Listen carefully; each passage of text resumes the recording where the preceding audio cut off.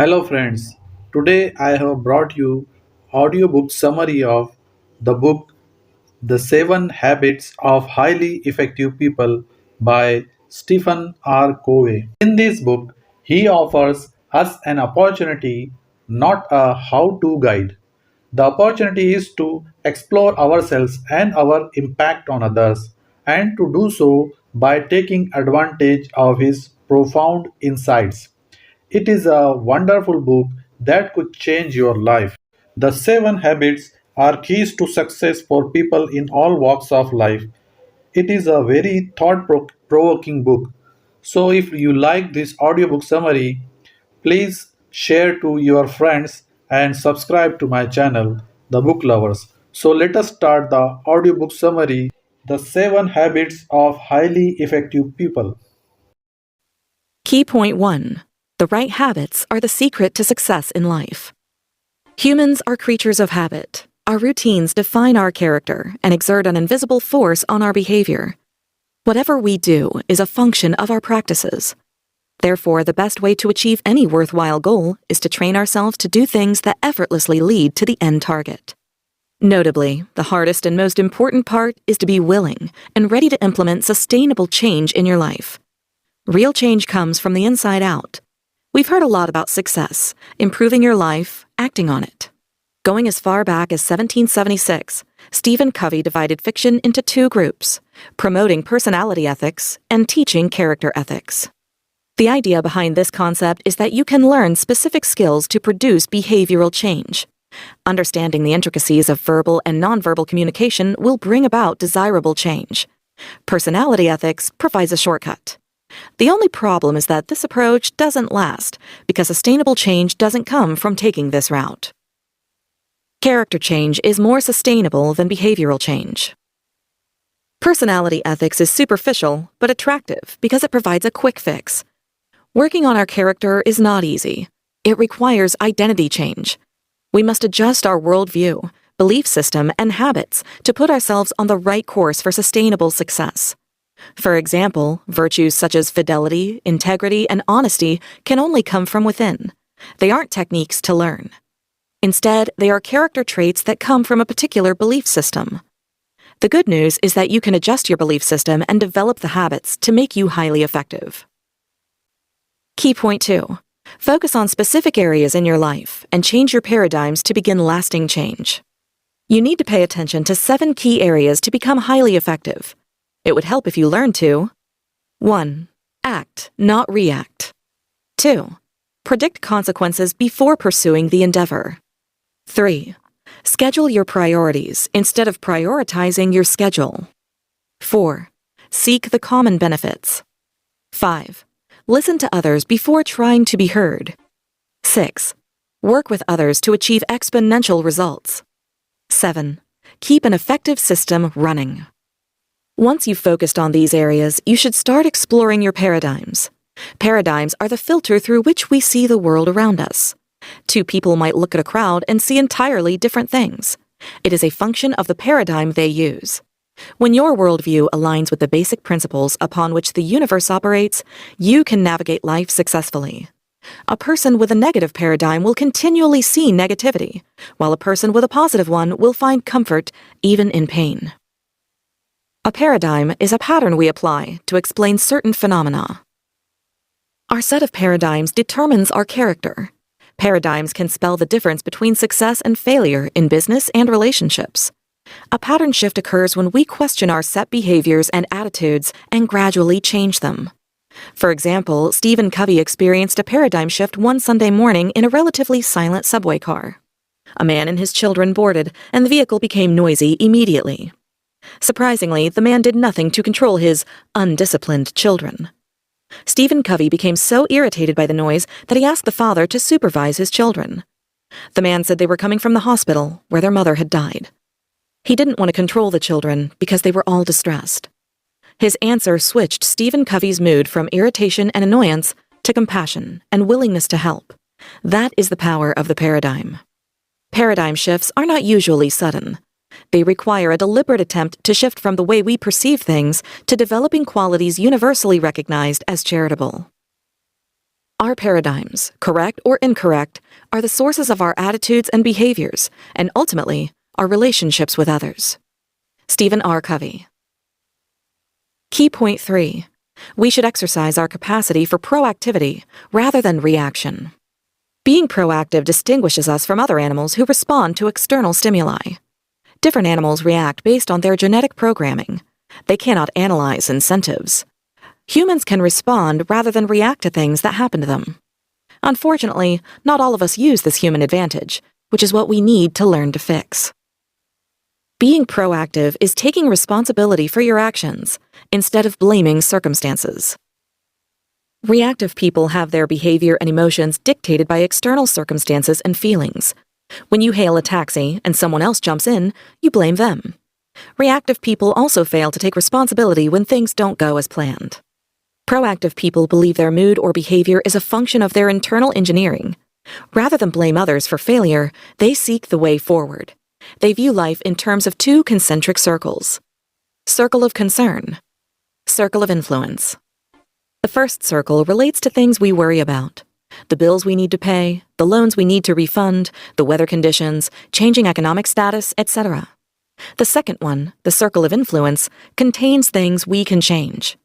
Working in this area makes it expand when you recognize the things you can change. Yet the circle shrinks when you focus on something you have little or no control over. Proactivity makes you a highly competent person in the most extenuating circumstances. Austrian neurologist Viktor Frankl was repeatedly imprisoned in German concentration camps during World War II. Despite the torture and deplorable conditions, he chose to respond rather than react to his circumstances. His whole focus was on his mind, since that was the only thing Frankl could control. He thought of a happier life and how he would narrate his experiences in the concentration camps to others. Frankl used the small gap between external stimuli and action to find his freedom. You can challenge yourself to be proactive for 30 days. Choose to take responsibility when you feel tempted to blame others for your problem. Remember that the real issue is not the problem itself, but how you react to it. Key point 4. Learn to create precise mental pictures and flawless mission statements. We do things twice. First, we conceive an idea in our minds and then execute it in the real world. Before building a house, we draw a plan, specifying the number of rooms, layout, size, and other intricate details. You are more prone to mistakes if you erect a building without careful planning. To win, you must visualize what winning means and then implement it. Proper planning is the key to the impeccable execution of any worthwhile goal. Create time for visualization. Write down your end goals and itemize the steps you would take to reach them. Before you begin, look at the end. Anticipate obstacles and plan solutions ahead of time. You will not lose your way if you ask for directions repeatedly. Do not rush. Plan. Prepare. Execute. Visualization helps to increase effectiveness. Consider this. What words would grace your resting place if you died today? Many of us are working efficiently, but not effectively. We are achieving goals that won't matter in the end. There is an old saying that when you do not know where you are going, anywhere else becomes a destination. To be efficient is to do much in so little time. Without a clear goal in mind, efficiency can become dangerous. You could be making progress, but not in the right direction. Being effective means pursuing things that matter and understanding that everything else is a waste of time and effort. Productive people don't just achieve random goals. They live their lives intentionally because they can see the big picture and invest their resources in the real deal. To define your goals and creed, write about your mission. It is a document that clarifies your principles and fundamental values. Your mission statement will guide your actions. Writing a mission statement requires careful consideration. You shouldn't do it in a hurry because it will form the foundation of your life. Once you have that sense of mission, you have the essence of your own proactivity. You have the vision and the values which direct your life. Stephen Covey. Key point 5. Schedule your priorities and seek outcomes that will be beneficial to everyone. There are so many things that jostle for our attention. If you don't take care, you will sacrifice the things that matter for items that are not important but appear to need our urgent attention. Time management strategies that many of us apply often make us prioritize our existing schedule. This approach breeds efficiency rather than effectiveness. Spend your time on achieving priorities rather than scheduling them. Based on urgency and importance, all your activities fall into 4 categories. Urgent things that are also important. Important things that are not urgent. Urgent things that are not important. Items that are neither important nor urgent. The most important is the second category. It contains things that determine how our lives turn out in the end. Working in this direction, we will find that the urgent things in our lives will decrease. However, we need to identify activities that fall into this category first. Then, we learn to allocate time to them intentionally. Interactions with other people manifest our interconnectedness. In most situations, we try to have the edge over others when dealing with them. We think that someone else has to lose for us to win. But this is a wrong paradigm, because 2 people with a win-lose approach might end up with a lose-lose outcome. There is usually enough for everyone's needs, but not for everyone's greed. When we think win-win, we create positive relationships that will be highly rewarding in the long run. Make sure everyone leaves the negotiating table satisfied, even if the outcome is no deal. As long as the conditions satisfy both sides, there is no need to manipulate or pressure the other person. If that's the case, it is a lose-lose situation for both. After all, not everyone feels great after bearing someone down. To have a win-win mentality, we need to become sensitive and patient. These qualities will create an atmosphere of mutual trust, beneficial to everyone. More than this, we can apply a win-win mentality to our relationships beyond business transactions. For example, what can we do to achieve a win-win situation in relationships with our spouses, children, parents, or colleagues? Talk to them about trying out the new agreement. Take action. Key point 6. Develop good relationships with others by making deposits in their emotional bank accounts. Goodwill, time, and effort are the currencies we spend in our interactions with people. The more of these we put in, the bigger our emotional deposit. Each time we hurt other people, we make withdrawals. A positive balance indicates a healthy relationship, and vice versa. The best strategy to solve potential problems is to prevent them. With no emotional deposit in a specific relationship, we need to mind our words and actions around people while taking steps to mend the connection. Keeping your promises is a beacon of reliance, the highest currency in the emotional bank. The practices to maintain A-class relationships are numerous. 1. Empathy and excellent listening skills. Selfishness, poor empathy, and broken promises are returnable, like karma. 2. Personal integrity through loyalty and sensitivity to others' needs. Gossiping is the opposite of this virtue. Being ready to defend someone in their absence is a sign of courtesy. 3. Making space for others. Engagement in people's lives is a straightforward way to have healthy relationships. 4. Accountability. Those who recognize their mistakes and apologize have bigger deposits in the emotional bank. How would we feel if the doctor handed us pills without listening to us properly? Indeed, we would take their recommendations with suspicion. But we do it all the time with those around us. We hardly listen to understand, we listen to reply. We project our circumstances and thoughts onto others.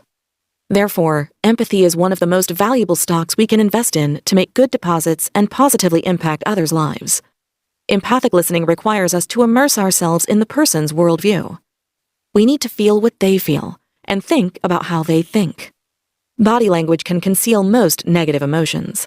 Sometimes we need to ignore the words, look at people's gestures, and focus on the sounds and other nonverbal cues. When we practice empathic listening, people will open up to us more and take our advice because they will realize that we are in sync with them. That is why good listeners usually have healthy relationships. Did you know?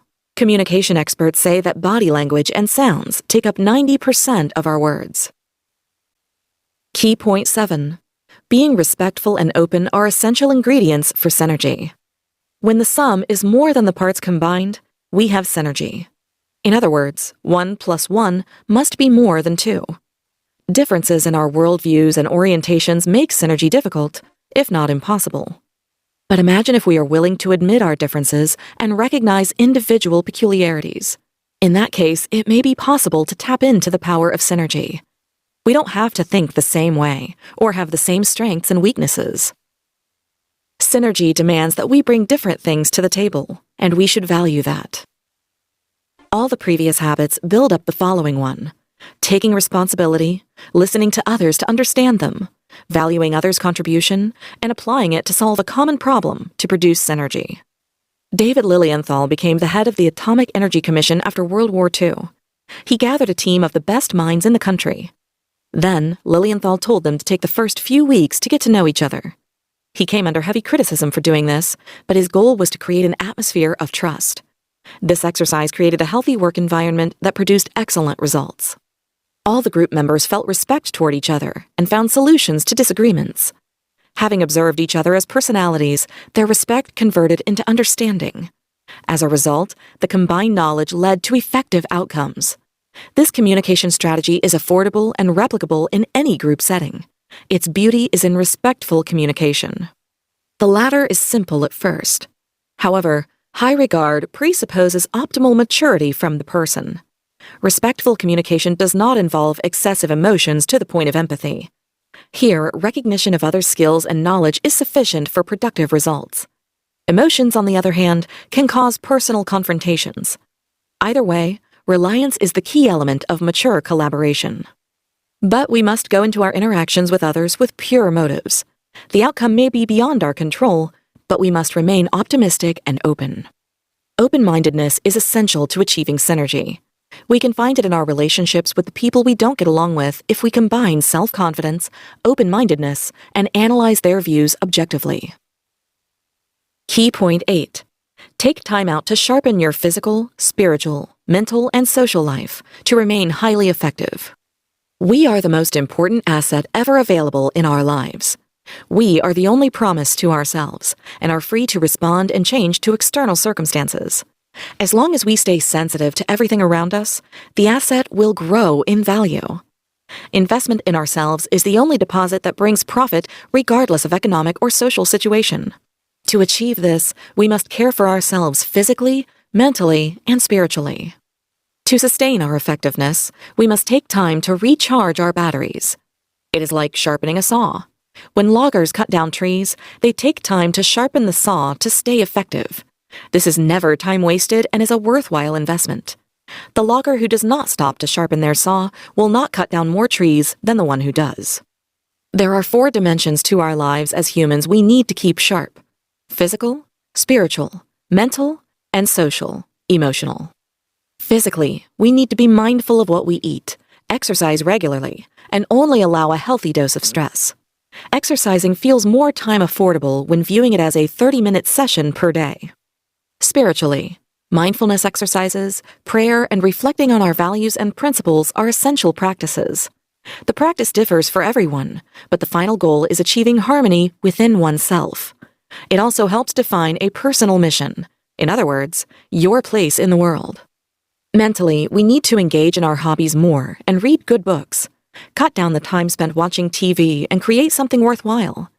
Journaling and writing poems or letters are some examples.